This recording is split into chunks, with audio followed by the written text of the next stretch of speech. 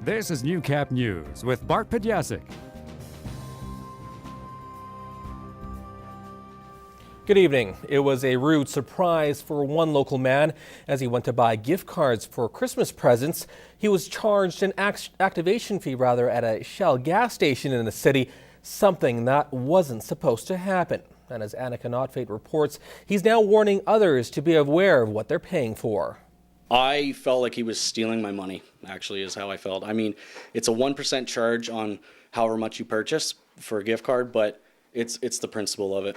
And it's that 1% activation fee Tommy Campbell didn't feel was necessary if it's a gift card. He ended up paying, but asked the till operator why he was being charged. He said, you have to activate them, that's just how it is. And I said, okay, well, maybe I'll just call Shell headquarters then, and so they can explain why I have to pay for this. And he said, no, don't do that. He opened the till and gave me my money back. And staff from headquarters did respond to this instance, saying it is not Shell's policy for the customer to cover the activation fee, and they are more than happy to cover the cost. If a customer has been charged a fee in error, we encourage them to contact Shell's Customer Service Center. This has happened in a few select locations. The number of times is very, very small, but it is a relatively new program that we rolled out this year in Canada, and because of that, there have been a few minor instances. Campbell says Shell Canada was very apologetic when he contacted them, but warns others to be aware of what they're paying for. If you think something's fishy, look into it, because that's how I felt about this, and I did, and I got my money back for one, but maybe some other people can save their money too. Shell Canada says they are investigating thoroughly. Annika Notfate, Newcap News. A local transitional shelter has just got a big boost this past week to help finish renovations. The Social Action Coalition of Lloydminster purchased the old Libby Young house back in September and have been fixing it up ever since. Okay, on behalf of Husky Energy, I'm pleased to present this check to the Lloydminster Coalition Men's Society for funding towards the renovations of the new Gibney House. The $8,000 check will go towards upgrading the more than 40-year-old home inside and out.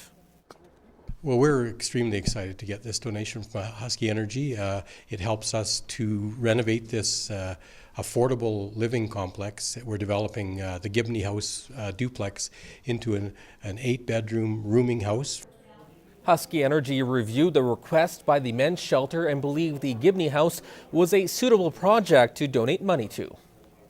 You see the weather out there, you saw what happened last week. This just kind of really socks at home that we need to be providing some housing for the men's shelter and for fellows in our area that don't have a place to live. The Gibney House is expected to be open in the spring. Well, the route welcomed some Winnipeggers to the border city last night as they brought their grassroots talents to the stage. The Crooked Brothers have been touring Western Canada promoting their new album, Thank You, I'm Sorry. Their music style has been compared to Leonard Cohen and Tom Waits. Singer-songwriter Jesse Crooked says the band's sound is influenced by a variety of genres. There's some rock and roll, punk rock influence in there too. We've all played in punk bands, so that kind of seeps in even with the acoustic instruments. Although they're not biological brothers, the bearded trio share a love of music and songwriting. I think that we all appreciate songwriters who aren't necessarily singers and people who just do it anyway. The band is continuing their tour, heading back to Winnipeg before taking the winter off to write some more songs.